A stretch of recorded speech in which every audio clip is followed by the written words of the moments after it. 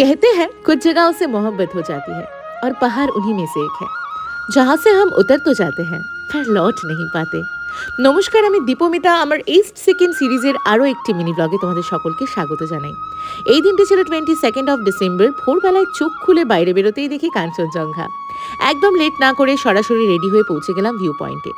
View point বলতে আমাদের হোমস্টের উপরটাই ছিল। এখান থেকে সম্পূর্ণ ভিউটা খুব ক্লিয়ার আসছিল। যেমন ধরো আরিতার লেক, তার সাথে কাঞ্চনজঙ্ঘা, তার সাথে পাকিয়ং এয়ারপোর্ট।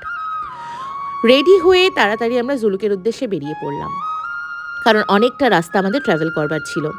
তারপর মাঝে কিন্তু আমরা আরিতার লেকের সামনে দাঁড়ালাম। এই লেকটি কিন্তু আবার লাম্পোখাড়ি লেক নামেও পরিচিত। এখানে প্রকৃতির সাথে গল্প সেরে এবং মাছেদের সাথে পরিচয় সেরে তারপর আমরা আবার জুলুকের উদ্দেশ্যে রওনা দিলাম। মাঝে এই রংলি মার্কেটে দাঁড়িয়েছিলাম কিছু ছোটোখাটো জিনিস যেমন ফ্রিজ, ম্যাগনেটস, চকলেটস এইসব নেওয়ার জন্য। তারপর আমরা কুয়েখোলা ফলসের সামনে একটি মোমোর দোকান দেখতে পেলাম ছোটো মতো, এখানে দাঁড়ালাম। এইখানে কিন্তু আমরা বেস্ট মোমো খেয়েছিলাম। আর শুধু তাই নয়, এই খুব সুন্দর অপূর্ব মনোরম দৃশ্য দেখতে দেখতে এই অপূর্ব সুন্দর টেস্টি কফিটিও কিন্তু নিয়েছিলাম। তার সাথে নিয়েছিলাম ভেজ মোমো। ভেজ মোমো ছিল ভীষণ টেস্টি, আর ফালেটা তো কখনো ভুলতেই পারবো না, এতটাই টেস্টি ছিল। আর পক মোমোও নিয়েছিল সবাই, তো আমি পক মোমোটা স্কিপই করেছিলাম। তারপর ফাইনালি আমরা ফাদমচেনে পৌঁছে গেলাম। ফাদমচেনের চারিদিকের দৃশ্য আমার কিন্তু কোনোদিনই ভোলা সম্ভব নয়, এতটাই অপূর্ব ছিল।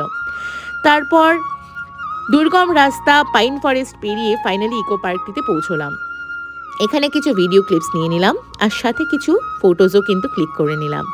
তারপর যথারীতি রওনা দিলাম আমাদের এইম পয়েন্ট মানে সুলুকের উদ্দেশ্যে। সুলুক কিন্তু প্রায় 8 থেকে 8,500 ফিট উঁচুতে, তার জন্য এখানে কিন্তু অনেক অনেক ঠান্ডা। আর চারিদিকে কিন্তু ক্লাউডস এসে আমাদেরকে ওয়েলকাম জানাচ্ছিল। অপূর্ব সুন্দর লাগছিল দৃশ্যগুলো।